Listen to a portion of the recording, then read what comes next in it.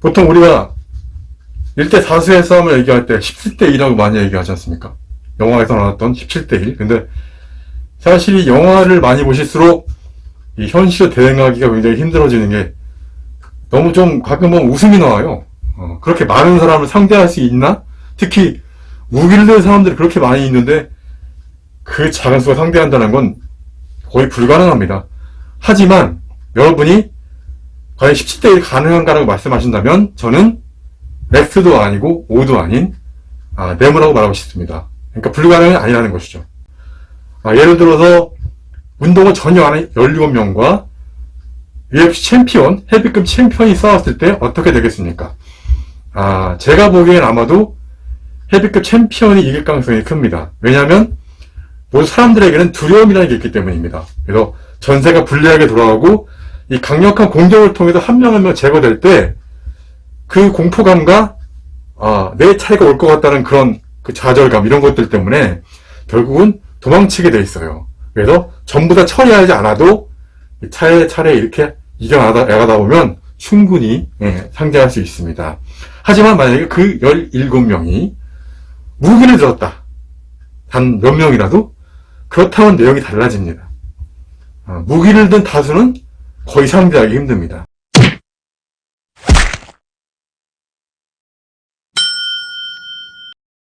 어렵고 힘들고 정말 도망 외에는 답이 없습니다만 도망을 쳐야 합니다만 도망치지 못하는 경우도 있고 많은 이 경우의 수가 있지 않습니까? 그래서 어떻게 해야 이것을 해결해 나가야 되는지 이것이 바로 자기 방어 전문가들 무도가들의 어떤 답이고 또한 결론이고 또 목표 아니겠습니까? 그래서 이 방법을 찾아나가기 위해서 오늘 한번 여러분과 이야기 나눠보도록 하겠습니다. 그러면 이 모형을 보고 이렇게 우리가 같이 한번 편안하게 한번 얘기해 보시죠.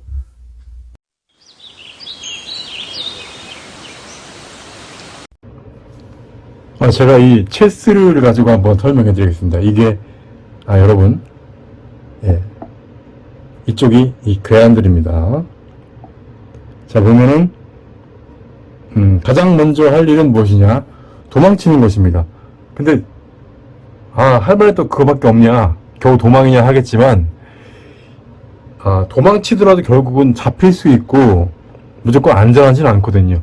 그러니까 제 말은 도망을 치더라도 도망치면서 싸우라는 것입니다.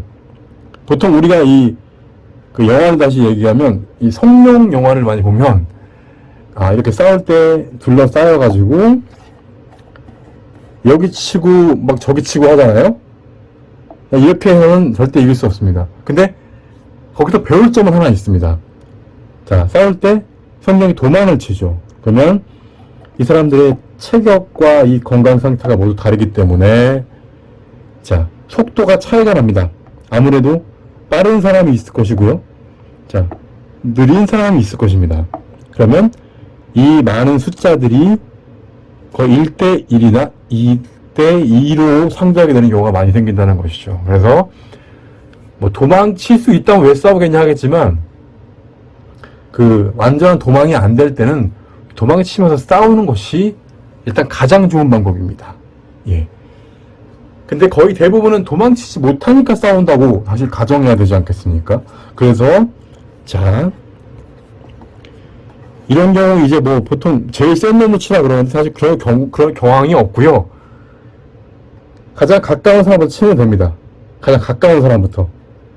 자, 그럴 때 이 타격을 위주로 가셔야 됩니다. 이 그래플링 하시는 분들은 굉장히 죄송한 말씀이지만 사실 1대1 싸움에서는 이 그래플링이 솔직히 말씀드리면 살짝 그 우위가 있습니다. 사실은요. 타격 기술보다. 근데 이 다수와의 싸움에서는 이 타격 기술이 훨씬 이점이 있고 그래플링이 좀 불리합니다. 왜냐하면 힘으로 붙잡거나 가까이 붙으면 안 됩니다. 잡히시면 안 돼요.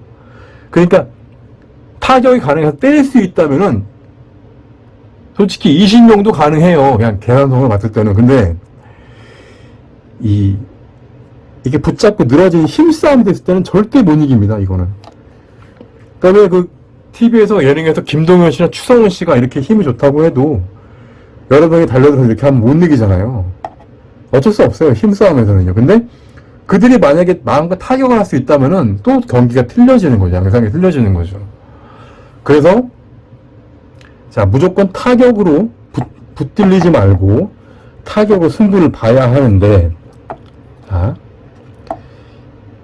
이 1대1, 1대 다수 싸움에 이기기 위한 조건들이 있습니다. 일단은 수준급의 스피드와 수준급의 파워와 수준급의 정확도가 있어야 됩니다. 왜냐하면 기술 하나하나에 데미지가 바로바로 들어가야 되기 때문이죠.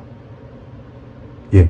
한 방에 어느 정도의 데미지를 줄 수 있는 정도가 돼야 됩니다. 그래서 스피드와 파워와 정확도가 갖춰진 사람만이 이길 수 있습니다. 자, 그런 경우에 또 필요한 게 무엇이냐? 이 아주 빠른 풋워크는 아니겠지만 이 발놀림이 필요해요. 근데 발놀림이 막 굉장히 순발력 있는 이런 것은 아니겠지만 쉴 새 없이 움직여줘야 됩니다. 왜냐하면 절대로 상대방에게 둘러싸이거나 이렇게 뒤에 상대를 두게 되면 이길 수가 없습니다. 자, 이 미야모토 무사시가 쓴 오연설을 보면은 병법사잖아요. 물론 검술이지만 그 원리가 있어요. 상대를 대응할 때 빗으로 빗듯이 싸우라고 말합니다. 예, 빗으로 빗듯이. 예를 들어서 그럼 어떻게 상대가 된다는 말일까요?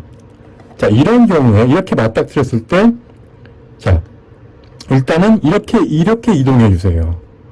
그래서 이건 저의 실제 경험인데, 이렇게 와서 이 상태로 상대방들을 이 상태로 돌아서 꺾은 적이 있어요. 이렇게 갔을 때는 직선적인 강경한 타격으로 손과 발차기와 밀기, 떠밀기도 굉장히 효과가 있어요. 그런 것들로 이렇게 상대해서 다수를 상대한 적이 있습니다. 그리고 자, 이런 경우 이렇게 됐을 때 이렇게 보통 쓰지 않습니까? 그러면 이렇게 이동을 해주는 겁니다. 자, 그래서 이렇게 공격을 이렇게 빗어나가듯이 공격을 하죠. 하지만 상대는 가만히 있습니까? 영화를 보면 상대들이 가만히 있잖아요. 기다려주잖아요. 절대 그러지 않습니다. 무조건 뒤로 돌아가려고 할 것입니다. 그럴 때 그 뒤로 돌아온 상대가 내 뒤에 있지 않게 해줘야 됩니다. 빠져야 돼요, 자꾸. 자, 또 오죠? 또 빠집니다. 치면서 빠집니다. 자, 대신에 상대방을 쳤죠? 그러면 그 짧은 순간 동안은 뒤에 둬도 상관이 없습니다. 하지만 또다시 옮겨줘야 되겠죠. 자리를 옮겨서 뒤로 빠져주고 다시 돌아왔을 때 또 빠지면서 치고, 자, 또 달려들 때 이렇게 이동해서 상대를 일직선으로 만들어줍니다. 이렇게 했을 때 이렇게 와서 일직선에 두고 상대를 치고 상대는 상대에 가서 공격하지 못하죠. 치고 뒤로 또 돌아옵니다. 그럴 때 또 움직여서 공격하고. 자, 가장 좋은 건 전면 스텝 밟으면서 공격하는 게 가장 좋죠. 다수 싸움을 이게 영상을 봤을 때 그러지 않습니까? 이렇게 정면으로 탁탁 치고 나오는데 절대로 그렇게 되는 게 쉽지 않아요. 아주 빠르게 정확하게 딱딱딱딱 이렇게 쳐주면 아주 좋겠죠. 근데 그것이 실패했을 때는 분명히 상대는 뒤로 돌아오게 될 것입니다. 자, 절대 뒤로 두지 마세요, 상대를. 옆은 상관없습니다. 우리가 단련하게 되면 옆에 있는 상대는 충분히 상대가 가능합니다. 예, 특히 실전에서 이 중요한 기술, 옆차기입니다. 보통 우리가 이 MMA나 무에타이에서는 옆차기를 크게 사용하지 않아요. 가라데나 이 우슈나 이런 태권도 같은 경우는 옆차기를 많이 사용하지만 어떻게 보면 이게 좀 좋은 기술이지만 1대1에서 쓰기엔 조금 애매한 면도 충분히 있어요. 하지만 뭐 그렇다고 못 쓸 기술도 아니고요.